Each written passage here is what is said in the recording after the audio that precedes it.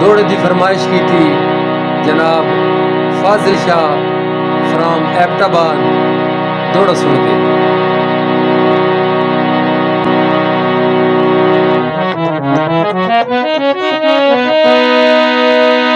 तेरी वेख के हसदी सूरत नू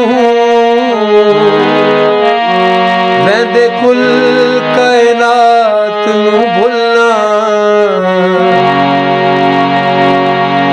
इसे कान त तेरियां राहां ते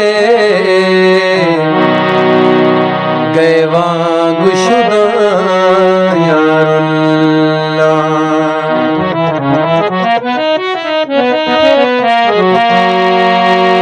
ले जिंद नजराना तलियां ते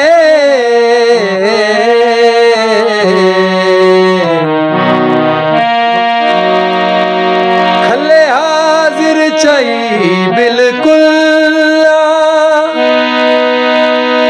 ओए कंडे का विश दुनिया कान होसा